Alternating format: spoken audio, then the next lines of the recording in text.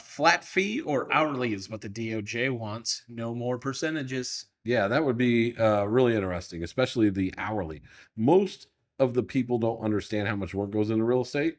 And if they were to get billed by the hour, right? Let's say they're dealing with a professional real estate agent charging quite a bit of money per hour, right? And they agree to X amount per hour, um, but they don't facilitate buying a home. They're going to get a bill. They're going to be like, what the hell, right? Like most real estate agents would love to be able to charge hourly. So if the DOJ wants that, that's going to be very interesting, right? Like, go ahead and push that. I don't think that that's what the DOJ actually wants. That's just what this guy's interpretation of what the DOJ allegedly wants is. And on flat fee, guess what? We already have flat fee. We've had it since the inception of real estate agents. So you can get that already. Ready? This is from a mortgage broker. Mm. This is going to hurt buyers a lot. Bad agents will leave, skilled agents will thrive. I agree with all those points. I think that bad agents should leave. I think that they leave already by a third each year as far as the entire real estate industry is concerned. 80% of them we know fail within their first, however many years. And as far as hurting buyers, I don't think it'll actually hurt buyers. I think it could make the buying process less affordable for first-time home buyers and lower income buyers because, if they can't build those fees in, right?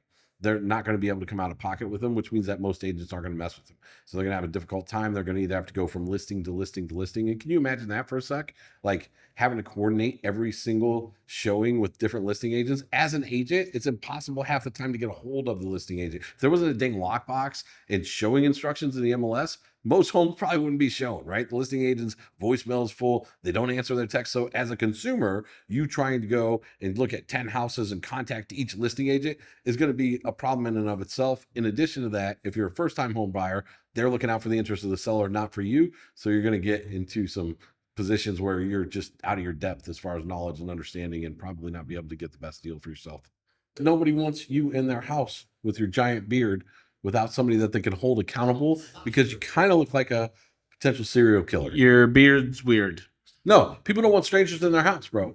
They're not going to let any fucking person come into their house and schedule a showing with their shit in there, right? They think that that's fine. They think that having a professional there that is tied to the lockbox, who they are. Real estate agents have to be fingerprinted, right? We have to have that stuff on file.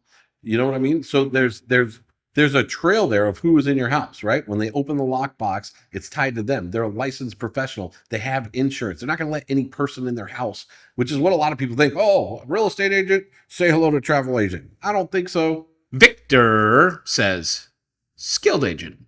I'd like 3%. Seller. I'll accept the offer today, but at 1%. Skilled agent. 2%. Seller. Never mind. Skilled agent. Okay.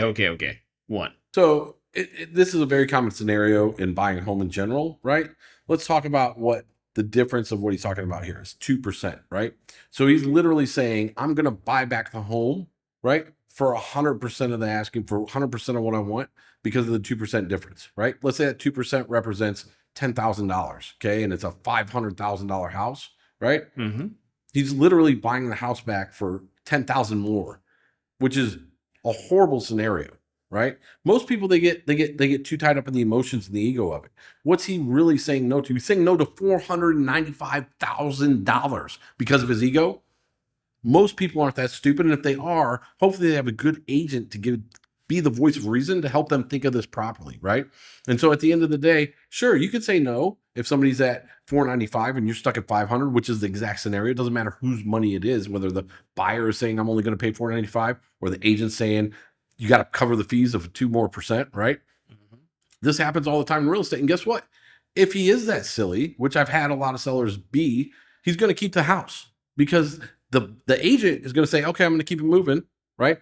My customer doesn't want to cover the fee. You don't want to take our $495,000 offer, which is essentially what it is. So we'll go sell them the next house. That happens a lot because the agent who's representing the seller isn't competent enough to help them see that this is actually a very strong offer. In addition, most homes only sell for like 98% of the asking price anyway, right? So it's not a bad offer. It's actually right spot on in that guy's scenario.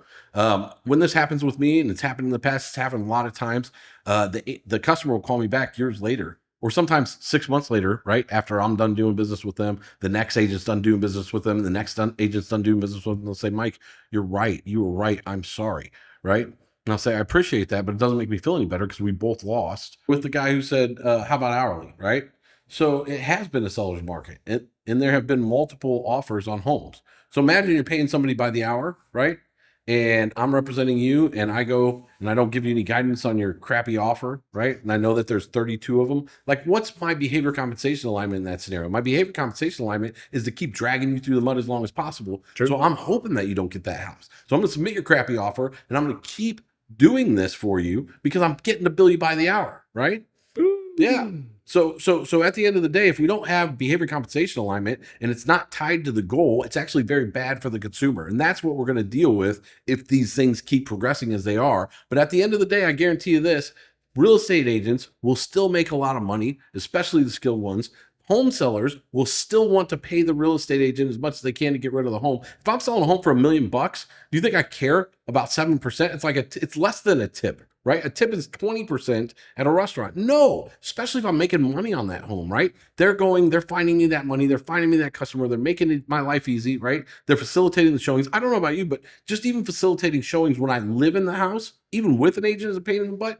Imagine trying to do that on your own, taking the calls, talking about the home, setting up the showing, having the people not show. Your wife goes and spit shines the entire house. They don't even show up. You don't even know who they were, right? Mm-hmm. It just doesn't make sense. People think that, with the internet today, it's going to be so much easier. Try it. Good luck.